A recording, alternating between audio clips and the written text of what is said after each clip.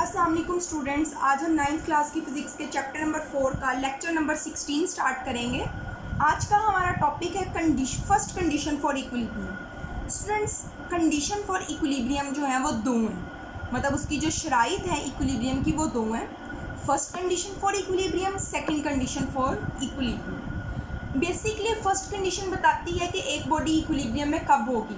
इसी तरह से सेकंड कंडीशन अपनी तरह से बताती है कि वो क्या कहती है कि एक बॉडी इक्विलिब्रियम में कब होगी। तो आज हम स्टार्ट करते हैं कि एक बॉडी इक्विलिब्रियम में कब होगी। फर्स्ट कंडीशन क्या कहती है?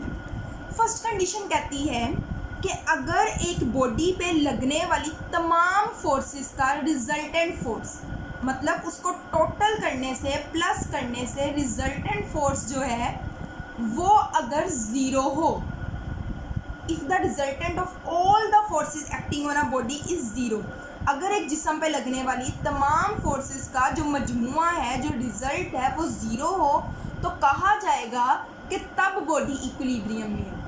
मतलब फॉर एग्जांपल हम कोई शर्त रखते हैं ना कि हम किस बात पे ये बात मानेंगे, तो फर्स्ट कंडीशन कहती है कि हम तब कहेंगे कि एक बॉडी इक्विलिब्रियम में है जब उस बॉडी पे लगने वाली तमाम फोर्सेस जो है वो क्या होंगी, ज़ीरो होंगी। अब स्टूडेंट्स लेट्स सपोज फर्ज कर लेते हैं कि एक बॉडी है, ठीक है, ये बॉडी फर्ज कर लेते हैं, इस पर बहुत ज़्यादा फोर्सेस लग रही हैं। ये F1 हो गई, ये F2 हो गई, ठीक है, इस तरीके से इधर F3 भी इस पर लग रही है, इधर लेट्स सपोज F5 लग रही है, इस तरफ F6 लग रही है, इधर F7 लग रही है, ठीक है, इधर लेट्स सपोज ए की फोर्स हम कर लेते हैं F8 लग रही है, डिफरेंट फोर्सेस लग रही हैं। अब स्टूडेंट लेट्स सपोज ये 2 है, ये 2 है, ये 3 है, तो 2 2 4 4 और 3 7, ठीक है। और फर्ज करें कि ये F8 अकेली 7 है। तो अब बताएं आप, ये जो एक्स एक्सिस पे लगने वाली फोर्सेस है, ये एक्स एक्सिस है, एक्स एक्सिस पे लगने वाली फोर्सेस क्या हो जाएंगी, ज़ीरो हो जाएंगी। अब लेट्स सपोज स्टूडेंट ये जो फोर्स है ये है 9 न्यूटन, ठीक है, लेकिन ये वाली जो फोर्स थी F7 ये थी 4 न्यूटन, ये थी 5 न्यूटन। तो इस हिसाब से अगर हम देखें तो y एक्सिस पे लगने वाली तमाम फोर्सेस भी क्या हो जाएंगी, ज़ीरो। देखें 4 + 5 9, तो 9 में से 9 माइनस करेंगे तो क्या हो जाएगा, ज़ीरो।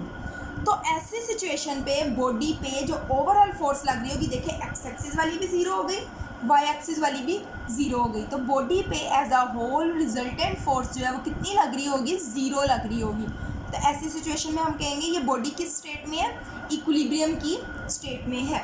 तो हम फर्ज कर लेते हैं कि एक बॉडी पे एन एक्सप्लेनेशन में हम जाते हैं। डेफिनेशन तो होगी कि एक बॉडी इक्विलिब्रियम में तब होगा जब उस पर लगने वाला रिजल्टेंट फोर्स क्या होगी, ज़ीरो। अब हम फर्ज करते हैं कि एक बॉडी पे एन नंबर ऑफ फोर्सेस लग रही है। एन से मुराद क्या होता है कि मतलब कोई भी नंबर हो सकता है, 10 लग रही हैं, 5 लग रही हैं, मतलब जितनी भी लग रही है एन नंबर ऑफ फोर्सेस। तो वो बॉडी इक्विलिब्रियम में कब होगी, जब सारी फोर्सेस को प्लस करें, मींस F1 को F2 में प्लस करें, F3 में प्लस करें, अप टू सोन, इस तरीके से आगे चलता रहेगा और Fn आ जाएगा, मतलब कोई भी नंबर चाहे वो 10 है 15 है, should be equal to zero. अगर वो तमाम फोर्सेस ज़ीरो के इक्वल होंगी तब हम कहेंगे कि ये बॉडी क्या है, इक्विलिब्रियम की हालत में मौजूद है। अब स्टूडेंट इसको हम इस तरह भी लिख सकते हैं, sigma F is equal to zero. अब ये जो मैंने सिंबल यूज़ किया है ये वाला सिग्मा, ठीक है स्टूडेंट्स, इसको पढ़ते तो है सिग्मा, मतलब बोलने में सिग्मा कहते हैं, बट इसका मतलब क्या होता है, सिग्मा का मतलब होता है समिशन।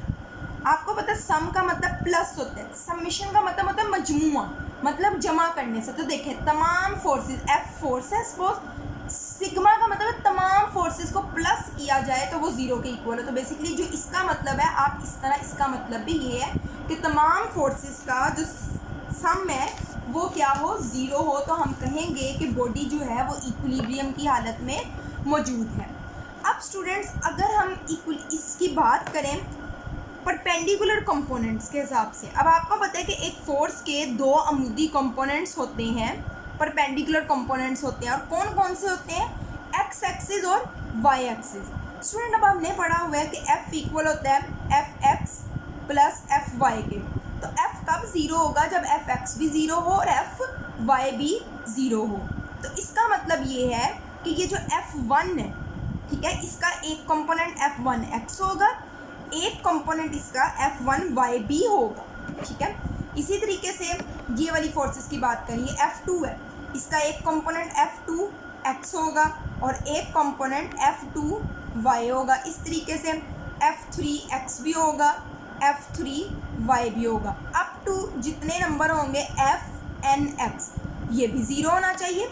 और अगर इसकी बात करें Fny ये भी ज़ीरो होना चाहिए। यहाँ अगर हम सिग्मा की टर्म में बात करें तो हम ऐसे भी लिख सकते हैं, sum of all the forces of x axis, साथ x लगा देंगे, ज़ीरो, और sum of all the forces along y axis should also be equal to zero. तो ऐसे सिचुएशन में हम कहेंगे कि बॉडी इक्विलिब्रियम की स्टेट में मौजूद है। ये फर्स्ट कंडीशन फॉर इक्विलिब्रियम कहती है। अब इसके बाद हम बात करते हैं इसकी एग्जांपल्स की। स्टूडेंट्स, इसकी एग्जांपल के एग्जांपल में उन्होंने पहली जो एग्जांपल आपकी बुक में दी हुई है वो है picture hanging on a wall. Picture hanging on a wall, for example ये दीवार है, ठीक है, सॉरी दीवार नहीं, ये पिक्चर है। इसको इस तरीके से दीवार के साथ रस्सी के साथ लटकाया गया, तो वेट और ऊपर लगने वाली फोर्स जो है वो रिजल्टेंट जो है तमाम ज़ीरो होगा, उस बॉडी पे कोई फोर्स नहीं लग रही होगी, इस वजह से बॉडी क्या है, इक्विलिब्रियम में है। सेकेंड उन्होंने एग्जाम्पल दिया पैराट्रूपर, जैसे वो पैराशूट लगा के नीचे नहीं आ रहे होते, उनको कहते हैं paratrooper. Paratrooper students constant velocity के साथ आ रहे होते हैं। ऐसा नहीं होता कि पहले उनकी स्पीड ज़्यादा होती है फिर एकदम कम हो जाती है, या पहले कम होती है बाद में ज़्यादा होती है, तो वो कांस्टेंट स्पीड के साथ आ रहे थे, तो यूनिफॉर्म मोशन होती है, स्पीड चेंज नहीं हो रही होती। तो यूनिफॉर्म स्पीड वाली बॉडी भी क्या होगी, उस पर कोई भी नेट फोर्स अमल नहीं कर रही होगी, तो हम कहेंगे वो बॉडी भी इक्विलिब्रियम की फर्स्ट स्टेट को फुलफिल कर रही है। तो ये अब आप देख लें सबसे पहले डेफिनेशन।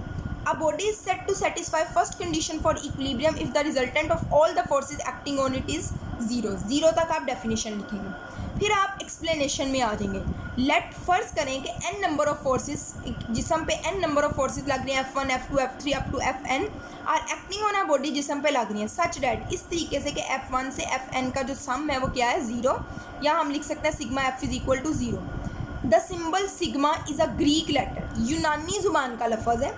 कॉल्ड सिग्मा, जिसे सिग्मा कहा जाता है, यूज्ड फॉर समेशन, जिसे मजमूए के लिए इस्तेमाल किया जाता है। वो कह रहे हैं कि ये इक्वेशन जो है sigma F is equal to zero is called the first condition for equilibrium. इसको इक्विलिब्रियम की पहली हालत कहा जाता है। अब यहाँ आप हेडिंग बना लेंगे perpendicular component. The first condition for equilibrium can also be stated in terms of X and Y components of the forces acting on the body. First condition को हम जिस्म पे लगने वाले एक्स और वाई कंपोनेंट के लिहाज से भी बयान कर सकते हैं। किस तरह के F1x, F2x, F3x up to Fnx should be zero. इसी तरीके से इसका होल भी ज़ीरो हो गया, और ये इस तरीके से आगे ये एग्जांपल्स दी गई हैं। एग्जांपल्स देख लें, दो एग्जांपल्स है, पहली a book lying on a table और a picture hanging on a wall, बल्कि मैंने ये मिस कर दी थी। तीन एग्जांपल है, मेज़ पे पड़ी हुई किताब पहली, दूसरी picture hanging on a wall, दीवार से लटकाई गई किताबें, ये रेस्ट वाली है part, are at rest and thus satisfy first condition for equilibrium, क्योंकि ये रेस्ट की हालत में, इस वजह से इक्विलिब्रियम की पहली शर्त को पूरा करती है। आगे अब पैराट्रूपर कमिंग डाउन, ये दूसरी है यूनिफॉर्म वेलोसिटी वाली, क्योंकि हमने पढ़ा था दो सिचुएशंस होती हैं इक्विलिब्रियम के, एक रेस्ट और एक यूनिफॉर्म वेलोसिटी। अब paratrooper coming down with uniform terminal velocity also satisfy first condition for equilibrium. एक पैराट्रूपर जो है वो terminal velocity means constant velocity के साथ जो ज़मीन की तरफ नीचे आ रहा होता है, उस या ऊपर जो भी है उसकी भी वेलोसिटी कांस्टेंट होती है, तो वो भी इक्विलिब्रियम की फर्स्ट कंडीशन को सेटिस्फाई कर रहा होता है। तो स्टूडेंट्स आज के लिए इतना ही। इंशाल्लाह कल हम नेक्स्ट टॉपिक जो हमारा सेकंड कंडीशन फॉर इक्विलिब्रियम है ये हम स्टार्ट करेंगे। आज के लिए इतना ही। अल्लाह हाफिज़।